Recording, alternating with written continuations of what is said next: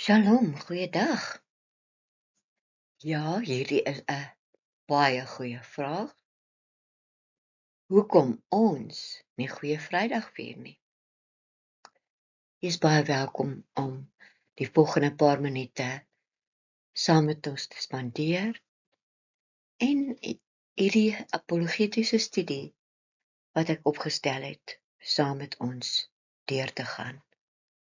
Dan wil ek ook u vra om u hart oop te maak sodat die Heilige Gees self u leer. Ek is nie daar om u te oortuig nie. U moet self dit bidend voor die Vader uitsorteer. Voordat ons aangaan, my naam is Stefanie van Olyftak Bedieninge en Tehillah Studiesentrum.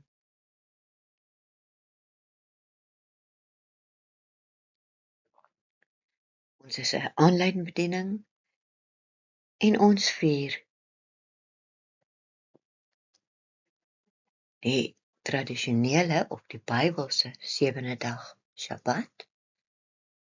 Ons rus daardie dag en dan rus ons ook en vier fees, omdat die 7 feeste wat Abba ingestel het, Abba Vader, as afsprake vir hom na te kom. Maar kom, luister saam met my en laat die Heilige Gees self vir u verduidelik waarom ons nie Goeie Vrydag vier nie. Hier kan u sien wat die inhoud van hierdie kort samevatting gaan wees. Jy kan altyd die pausknoppie druk. En as jy meer wil weet, is jy welkom om ons e-pos te stuur of om 'n kommentaar, 'n vriendelike kommentaar te lewer. En hoflik, as ons dit mag vra.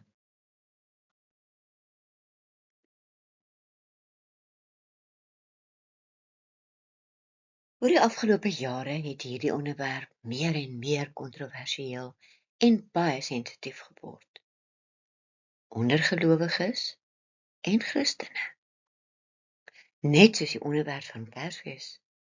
Maar wat ons in 'n ander studie sal bespreek. As jy soos ons is, wat met hierdie vraag en of benarie gereeld gekonfronteer word,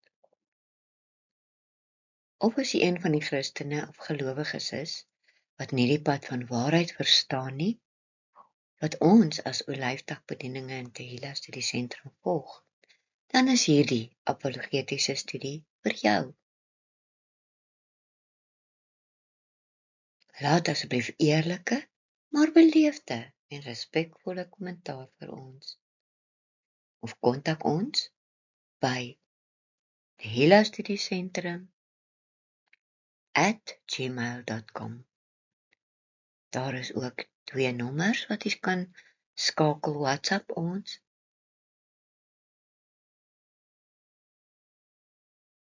Soos ek gesê het, my naam is Stefanie en my kollega Dr. Yvonne Berg, ons sal enige tyd u vrae beantwoord.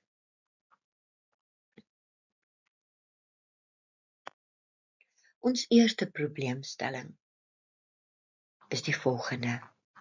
Die hele wêreld vier Goeie Vrydag en Paasfees. Hoe op aarde kan julle as gelowiges nie hierdie belangrike vakansiedag vier nie?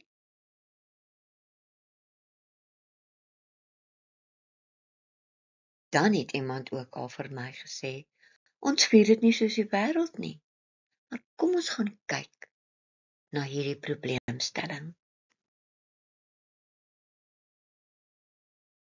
Die feit dat die hele wêreld dit hou, beteken nie dat dit korrek is nie. In Matteus 7, vers 13, sê ons Verlosser, gaan in deur die noupoort, want die poort is wyd en die pad is breed, wat lei tot vernietiging, En daar is baie wat daardeur ingaan, want die poort is nou, en die pad is hard, wat na die lewe lei, en daar is min wat dit vind. Weet u dat die sogenaamde Goeie Vrydag 'n oorspronklike heidense feesdag was? Die feesdag van die sogenaamde Easter was eers 'n heidense vakansiedag van vernuwing en lewe. Destyds in die noordelike halfrond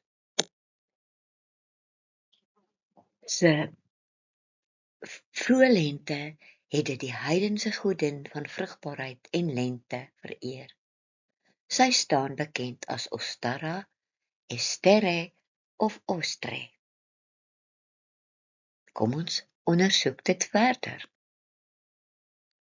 Die woord Easter vind sy etymologie uit die godin Astarte, soos ek gesê het, of Ostara, Ester of Ostere. Dit was haar naam. Paashase en paaseiers het ontstaan uit die sogenaamde fertiliteit en heidense pagan kultuur. Daarom is die woord Paasfees ook verwarrend, alhoewel dit tog heenwys na die Engelse Passover, wat weer heenwys na die doodsengel wat verby die huis gegaan het, as die bloed van die paaslam aan die deurposte gesmeer was. U kan gerus Eksodus 12 vers 23 vergelyk. As u nie hierdie geskiedenis ken nie, druk die pausknoppie en gaan lees gerus daardie skrifgedeelte. As jy op die internet gaan soek, sal jy baie teenstrydige stellings vind oor die heidense oorsprong van Easter, of dan, soos ons in Afrikaans dit noem, Paasfees. Dit is so diep gewortel in die Christelike tradisie, dat mense die feite ignoreer, en nie daarvan hou dat die heidense oorsprong die afgelope paar jaar blootgelê is nie. Gaan soek vir jouself na die vergadering van Nicea op die internet, en hoe die oorspronklike Pasga, soos die ou vertaling dit noem, deur die Rooms-Katolieke Kerk verander is. Selfs die ensiklopedie Britannica verklaar dat Paasfees 'n Christelike vakansiedag is, maar erken dat dit tydens die konsilie van Nicea in 325 Current-era of Anno Domini verander is. Dit wil sê 325 jaar nadat ons verlosser op die aarde was. Nêrens sê hulle dat antisemitisme die oorsprong van die verandering was nie. Dit word geïgnoreer. Ek kan in die bibliografie dit self gaan bestudeer. Dit is die heel laaste skyfie. Kyk na die feite en nie wat die internet vir julle opdis nie. Deesdae is dit nogal die AI ook. Ons leef in die tyd van misleiding, geliefdes. Ek wil vir u Matteus 24 vers 4 lees. En Yeshua, of Jesus, soos party mense hom nog steeds noem, antwoord en sê vir hulle, pas op dat niemand julle mislei nie. Ja, ons noem hom graag Yeshua. Dit is sy regte naam, die naam wat die engel vir sy moeder Maria gesê het moet hulle hom noem. En daardie naam beteken verlossing en oorwinning.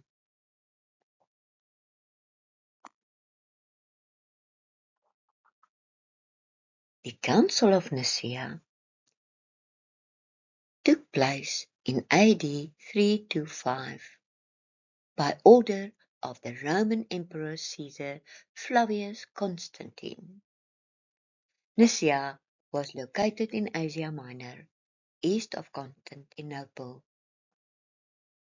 At the Council of Nicaea, Emperor Constantine presided over a group of Roman Catholic, church bishops and other leaders with the purpose of defining the nature of God for all of Christianity and eliminating confusion, controversy, and contention within the so-called church of those days.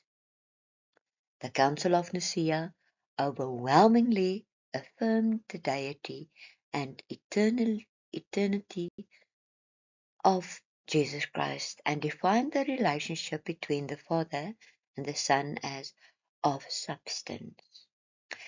It also affirmed the Trinity, and here we must remember they believed in three gods, Father, Son, and Holy Spirit, not as one as the Hebrew clearly and the Bible clearly stated.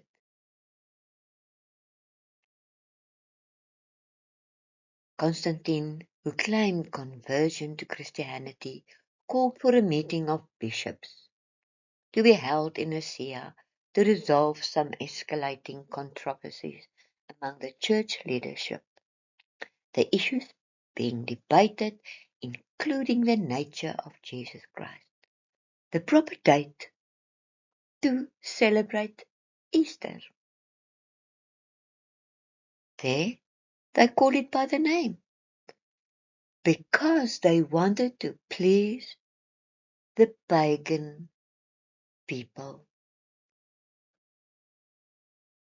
The issues being debated include also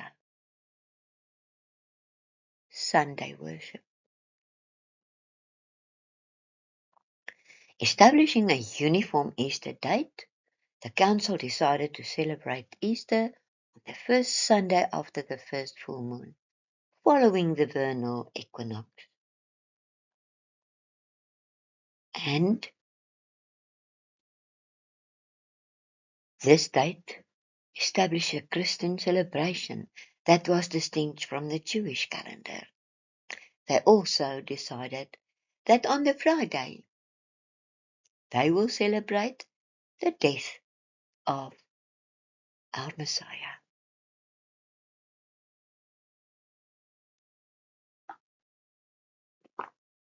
For me, even just reading that, I realized that they wanted to change everything, especially the fact that our Savior, Jesus Christ, or Yeshua, like I like to call him, was a Hebrew, a Jew, because, to put it bluntly, they didn't like the Jews. It is so sad, my friends. Ek wil hê ons moet 'n bietjie kyk na Yeshua, Jesus Christus, wat die Pasga gehou het. Ons noem dit in Hebreëus Pesach. Dit is die korrekte woord. U kan vir uself hierdie skrifgedeeltes gaan opkyk. Johannes 2 vers 13, Johannes 19 vers 14 en Lukas 22 vers 14. Ek gaan vir u Johannes 2 vers 13 aanhaal en die Pasga, die Pesach van die Jode, wat party vertaling sê, en dit was nie net hulle Pasga nie, maar die vertalings het dit ingebring, sodat ons kan dink dis Joodse vakansiedae. Dit was naby, en Yeshua, Jesus, het opgegaan na Jerusalem, en hy het in die afgesonderde plek, die tempel daardie tyd, gevind, die wat beeste en skape en duwe verkoop, en die geldwisselaars waar hy sit, wat alreeds 'n oortreding was van sy Vader se wet, wat gesê het daardie plek moet heilig genoem word. Ons weet wat toe gebeur het, hy het 'n sweep gevleg en hulle uitgejaag. Want weet u, Hy het die autoriteit gehad as seun van ons hemelse Vader. Hy het ook tydens Pasga na die tabernakel gegaan, omdat dit 'n fees was wat sy Vader, die skepper van hemel en aarde in Levitikus 23 en Exodus 23 vasgestel het. U kan hier weer die pausknoppie druk en u eie vertaling gaan lees.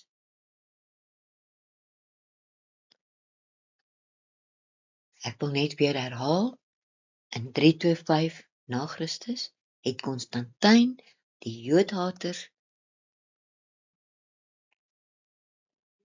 en almal wat saam met hom vergader het, dit na 'n heidense fees verander.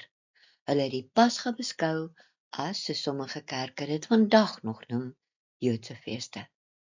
Alhoewel dit Abba Vader se vasgestelde tye of afsprake met ons is, wanneer hy ons graag wil ontmoet. Nou waarom sou ek so sê? Hy sê dit is my feesdae, jy kan maar gaan lees. Hy het ook gesê dis 'n ewige instelling.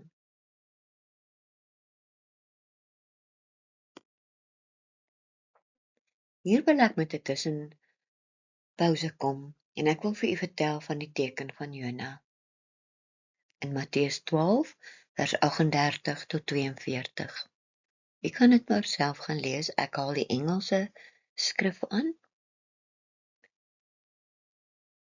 Then some of the scribes and Pharisees answered, saying, Teacher, we wish to see a sign from you. But he, answering, said to them, O wicked and adulterous generation seeks after a sign, and no sign shall be given to it, except the sign of the prophet Jonah. Verse 40, For as Jonah was 3 days and 3 nights in the stomach of the great fish. In John 1 verse 17, So shall the Son of Adam be 3 days and 3 nights in the heart of the earth. And also Mark 8 verse 12 in the scriptures. Kan dit in Afrikaans lees? Markus 15 vers 42. Toe dit aand geword het en omtrent en omdat dit die voorbereiding was, net voor die Sabbat, en daai Sabbat is die Paasfees. Die Pasgadag, kom daar 'n geëerde lid van die Joodse Raad, Josef van Arimatea, wat self ook die koninkryk van God verwag het, en gaan openlik na Pilatus om die liggaam van Yeshua Jesus te vra. So, ons Messias het al voor die tyd vir die mense om hom te kenne gegee, dat hy 3 dae en 3 nagte in die graf sal wees, voordat hy sou opstaan. Die Sabbat waarvan hier gepraat word, is die Pasgadag, wat 'n hoogheilige Sabbat of rustdag was, nie die weeklikse Sabbat nie. Ons wil nou die feit ondersoek, wanneer Yeshua Jesus gesterf het. Hy het gesterf op die Bybelse feesdag, net voor dit begin het, die Pesach, die Pasga. Tydens ons navorsing het ons talle artikels gevind wat die volgende stel. Valse verklaringe en selfs met skrifverse bygevoeg. Dit kan baie verwarrend wees, as jy nie die Bybel en die feeste ken, wat Abba Vader in Levitikus 23 en Exodus 23 ingestel het nie.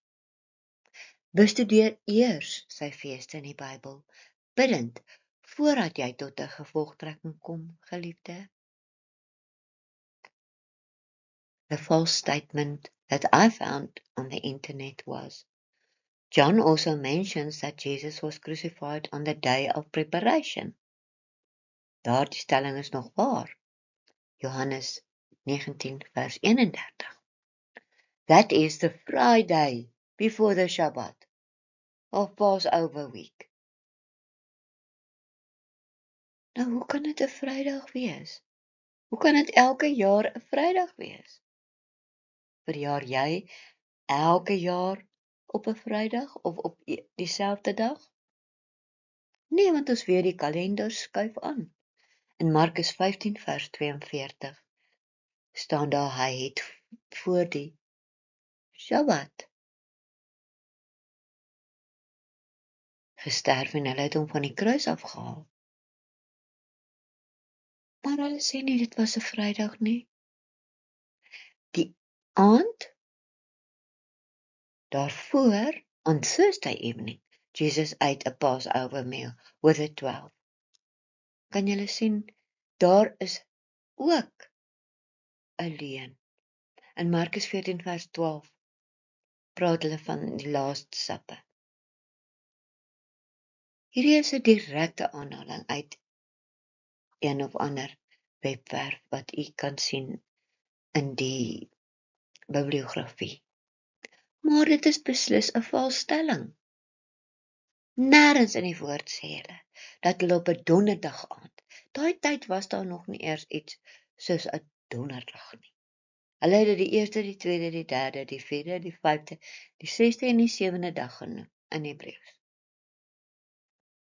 Maar die name van die weke is ook verander na die valse gode, die pagan of die heidense gode.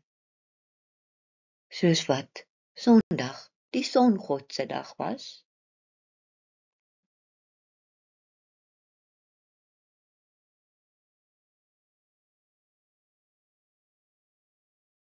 As gevolg van die jare en skrikkeljare en die feit dat die Paasvoorbereidingsdag in daardie jaar wat hulle beveer het op 'n Woensdag geval het. Die berekeninge van Yeshua se geboortedatum is deurslaggewend in die berekening van sy dood op die vloekhout. En die meeste ware geleerdes stem saam dat die jaar 0, soos ons in Gregoriaanse kalender sê, nie die datum van sy geboorte was nie.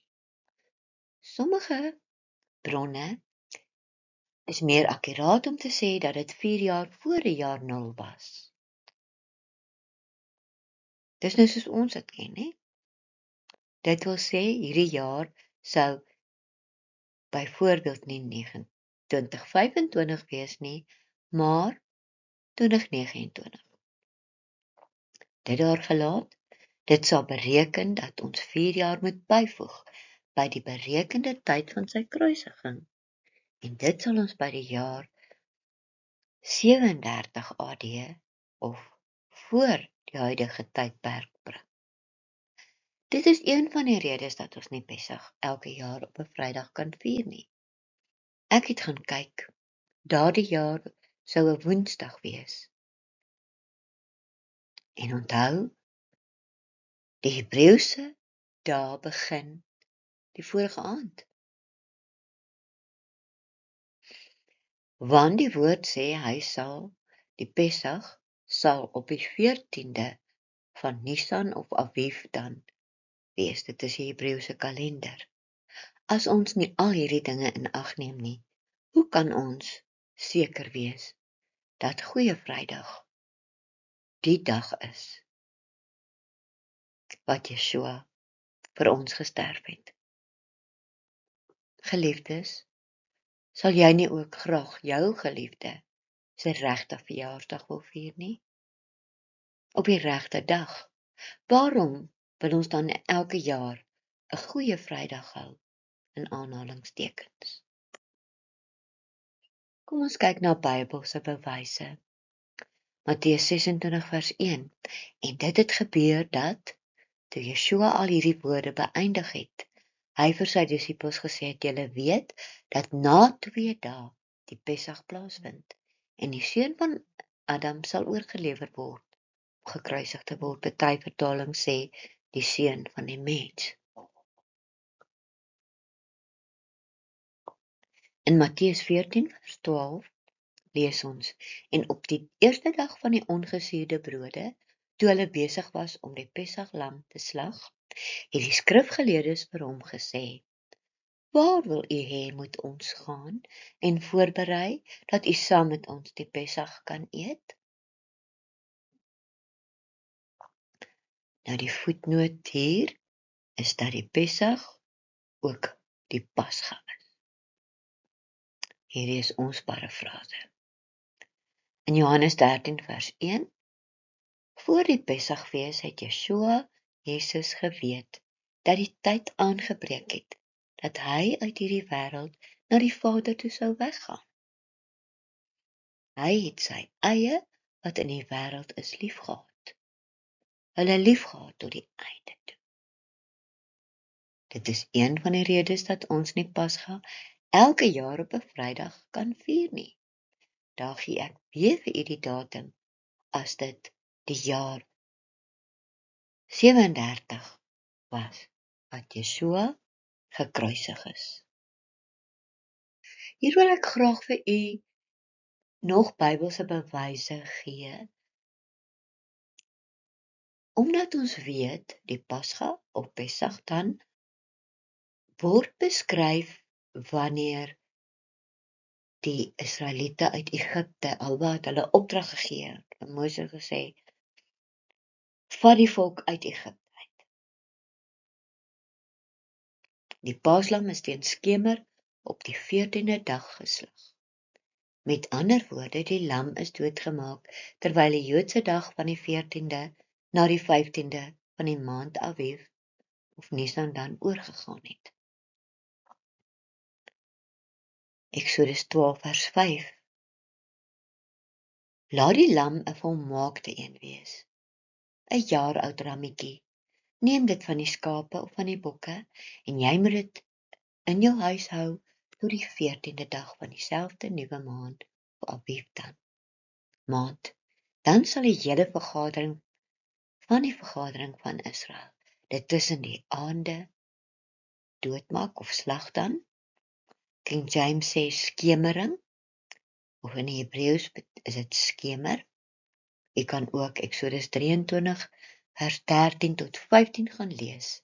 So letterlik was dit tussen die sonsondergang en donker nag, wat die paaslam geslag is. En dan moes hulle dit aan die deurkosyne smeer. Nou was dit die voorbereidingsdag van die Pascha, en omtrent die 6de uur, en hy, Pilatus, het vir die Jode gesê, daar is julle koning. Nou moet ons gaan kyk na wanneer Pessach of Pascha daardie jaar was.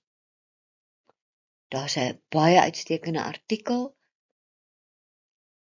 Chasing Galleon, A Timing of the Last Supper and the Crucifixion.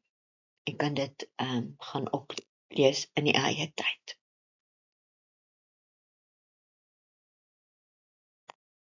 Geliefdes, hier is 'n tydlyn net om aan u te verduidelik hoe dit werk as die Hebreëse datums van die son onder na son onder gaan. En as die son onder byvoorbeeld van die donderdag aand was, dan sou dit so lyk. Volgens hierdie model moes Yeshua of Jesus dan die Sondag aand of Maandag eers opgestaan het. Dit is een van die redes dat ons nie Pessach elke jaar op 'n Vrydag kan vier nie, want Pascha val elke jaar op 'n ander dag. En as hy 3 dae, sy bewys is, hy het gesê, as hy 3 dae en 3 nagte in die graf moes wees, soos wat hy vir ons gesê het, is die teken van Jona, dan sou hierdie model nie gewerk het nie. Ek wil ook 'n ander probleem vir u voorlê. Daar is 'n groot probleem met vertalings, wat ons baie keer so verwar, mislei en deurmekaar maak. Ons moet hierdie feite ondersoek, voordat ons kan verder gaan. In die verskillende Bybelvertalings gebruik die vertalers die woorde Joodse Paschafees. Dit is vir my so hartseer, omdat dit die indruk wek dat dit net die Joodse feeste is. Dit tesame met die feit dat baie kerke die prettige tradisies van die hasie, wat 'n vrugbaarheidssimbool is, en die sjokolade-eiers en die eierjagte navolg, het die fokus geskuif vanaf die eintlike rede vir hierdie Bybelse fees van Abba Vader, wat Jesus Yeshua kom vervul het. Gelukkig is die afgelope jare Bybelvertalings wat Abba Vader en Yeshua se regte name vereer, gebruik en die korrekte woorde vir sy feeste gebruik word, met verwysings ook na die Torah wat die eerste 5 boeke van die woord is. Ek wil weer herhaal, jy kan gaan lees in Levitikus 23, hy sê hierdie is my feesdae, 'n ewige instelling. Nou hoe kon daardie vergadering besluit het om dit te verander? En toe die hervormers uit die Rooms-Katolieke Kerk gestap het hulle nie alles hervorm, ongelukkig nie.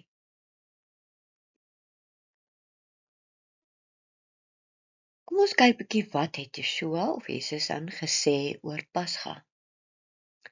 Die 83 vertaling gebruik die woord Paasfees in plaas van Pasga. Vir my is dit nie so 'n verkeerde woord nie, maar baie voel dit verwys ook na die Paashase en Paaseiers. Maar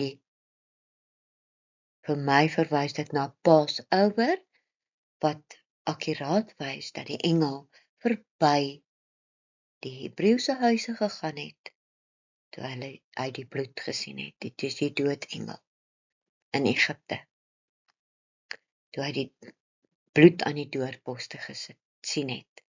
En steeds is dit ons Paaslam se bloed wat ons beskerm en ons vrymaak. Ons lees in Lukas 22 vers 15 en hy sê vir hulle, ek het baie sterk daarna verlang om hierdie Pasga, Pesach dan, met julle te eet, voordat ek ly. Sy disippels was baie ontstel, hulle wou nie eens gehad het hy met Jerusalem toe gaan nie, maar hy het geweet dat sy Vader dit vir hom bestem het om vir ons te sterf. In Matteus 16 vers 21 lees ons, van toe af het Jesus, Yeshua, begin om sy disippels te toon dat hy na Jerusalem moes gaan en veel van die ouderlinge en owerpriesters en skrifgeleerdes moes ly en gedood en op die 3de dag opgewek word. Markus 9 vers 30 tot 32 en Matteus 20 vers 18.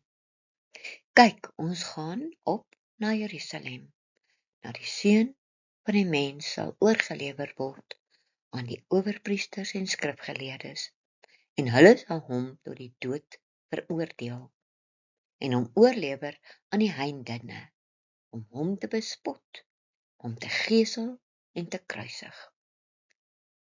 En op die 3de dag sal hy opstaan.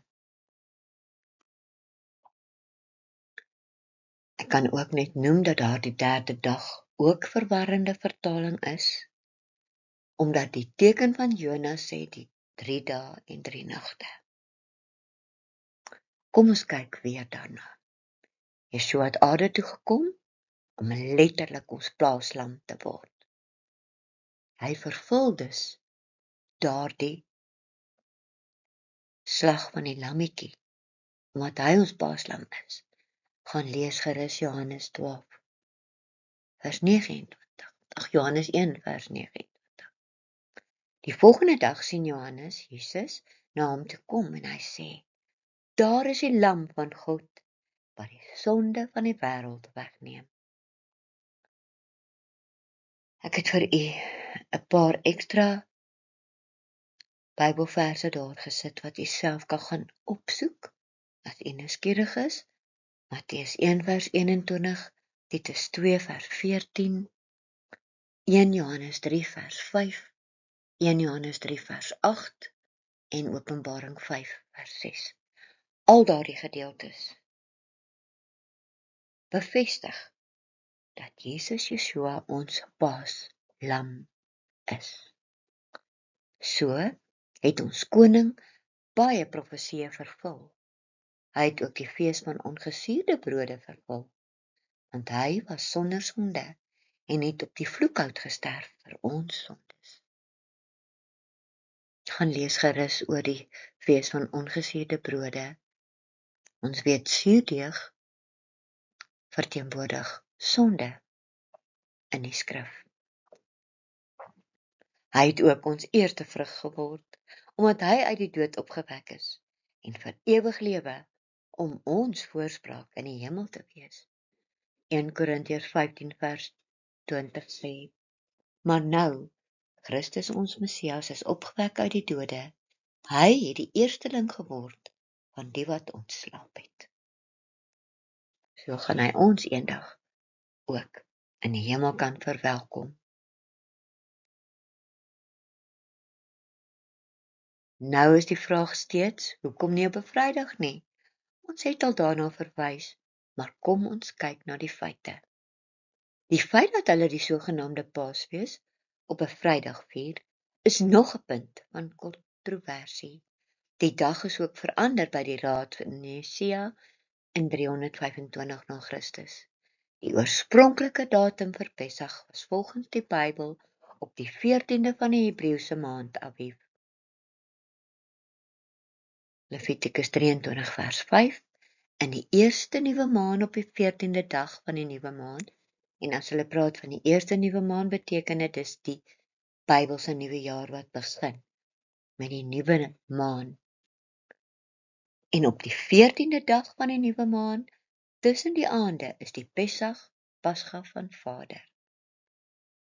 Omdat die Hebreëse kalendermaande anders bereken word as die Gregoriaanse kalender wat die wêreld volg, soos ons voorheen verduidelik het. Die dag van Pascha kan nie elke jaar op dieselfde dag val nie. En onthou, die dag van voorbereiding was voor die Pascha Sabbat, wat die aand sou begin. Nie die weeklikse Sabbat nie. Dis waarom hulle sy liggaam van die kruis afwou hê. Gaan kyk gerus na die volgende webwerwe wat dit baie goed verduidelik. Hierdie webwerf Mathnasium werk nogal dit baie akkuraat uit. Matteus 12 vers 38 sê, toe antwoord sommige van die skrifgeleerdes en fariseërs en sê, meester, ons wil 'n teken van u sien. Maar hy antwoord, so sê ek vir julle, 'n goddelose en owerspelige geslag soek 'n teken. Geen teken sal aan hom gegee word, behalwe die teken van die profeet Jona nie.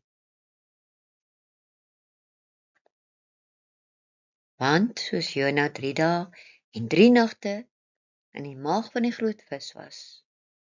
Jy kan dit gaan lees in Jona 1 vers 17, so sal die seun van Adam, die seun van die mens, 3 dae en 3 nagte in die hart van die aarde wees.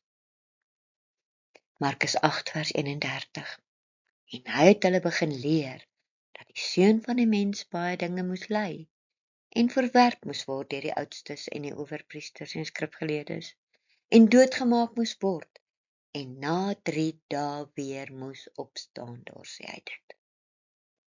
Johannes 2 vers 19, Jesus Yeshua antwoord sê vir hulle, vernietig hierdie tempel en oor 3 dae sal ek dit oprig. Toe sê die Jode, 46 jaar was hierdie tempel in bou, en sal jy dit in 3 dae oprig? Matteus 26 vers 61, kan jy dit ook gaan lees. Jy kan sien dat ek vir u net bewyse uit die skrif gee. Maar gee vir ons die wysheid.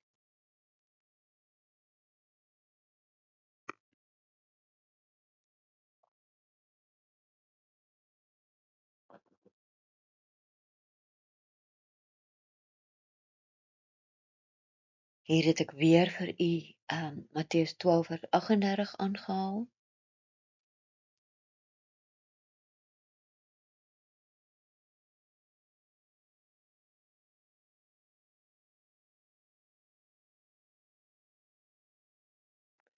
Nou wil ons weet hoekom nie op 'n Vrydag nie.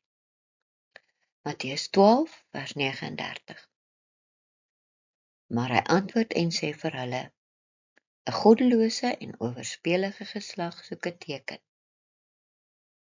Daardie vers is so belangrik. 3 dae en 3 nagte. As Yeshua gesê het dat hy die teken is, en dat dit die teken is dat hy die Messias is, hoe kan ons Vrydag tot Sondag as die opstandingsdag tel as 3 dae en 3 nagte? Vrydag aand, Saterdag aand, Sondag aand, Maandag aand. Dan vier ons Sondag as die opstandingsdag. Dan is Goeie Vrydag mos nie die dag waarop hy vir ons gesterf het nie. Ja, ons kan redeneer, ons kan dit seker enige dag vier. Maar die feit is dat daar alle jare vir ons gelieg is oor Goeie Vrydag. As ons die benaderde datums neem van die jaar wat Yeshua gekruisig is, kom ons sê dit was 30 na Christus of 37 na Christus. En ons probeer om die 14de van Aviv, Nisan, te vind, watter dag die vorige aand sou begin het, want die Hebreëse dag begin volgens Genesis 1 vers 5, en Elohim het die lig dag genoem en die duisternis sy nag genoem, en daar het aand geword en daar het môre geword, dag 1. En party vertaling sê dit was aand en dit was môre, die eerste dag.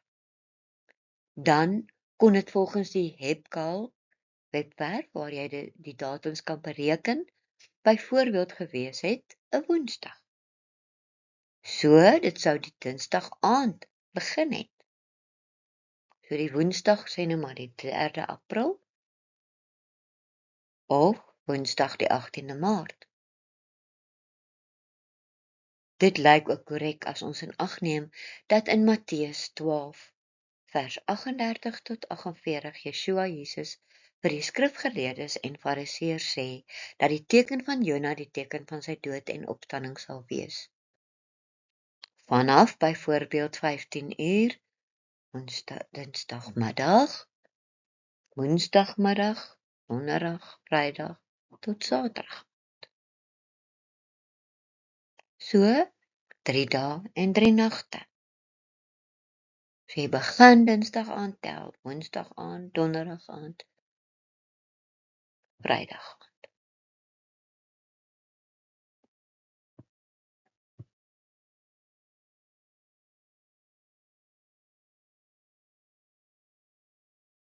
Hier kan u duidelik sien in hierdie afbeelding hoe dit 3 dae en 3 nagte sou wees. Ons gee ook daar vir u die skrifgedeeltes.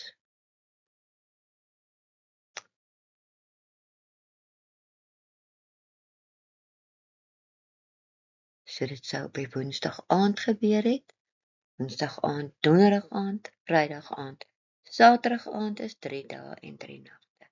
So, hy kon daardie nag opgestaan het of vroeg die volgende oggend, toe Maria Magdalena die graf leeg gekry het. En hy, wat sy gedink het is 'n tiener, met haar gepraat het en haar gestuur het om vir sy disippels, sy volgelinge te gaan sê.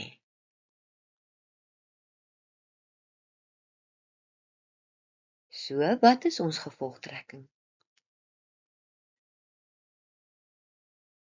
Ons gevolgtrekking was en is, as jy 'n ware volgeling van ons koning van die hemel en aarde is, en 'n gelowige wat die waarheid soek, kan jy nie 'n heidense fees, die Easter, as Pasga hou nie, en die Goeie Vrydag, dit Goeie Vrydag, Good Friday noem nie. En roep ons Skepper en liefdevolle Abba Vader jou terug na sy feeste, sy afsprake met ons. Hy sê, it's my appointed times.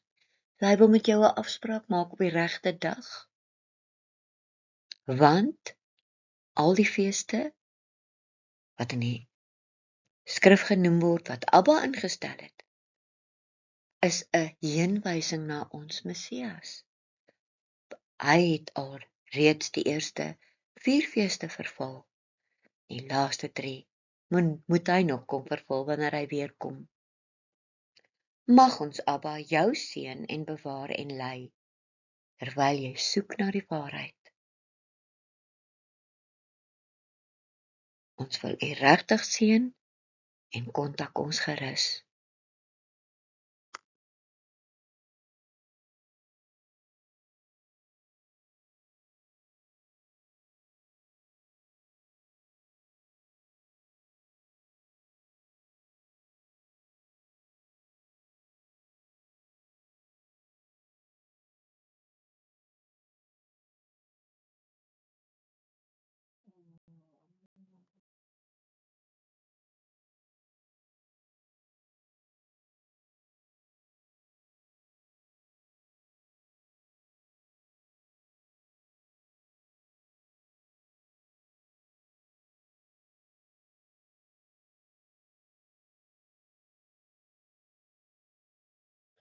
Geliefdes, u is so welkom ons te kontak, of laat vir ons 'n kommentaar of 'n duimpie, en mag ons Hemelse Vader u regtig help om tot die waarheid te kom.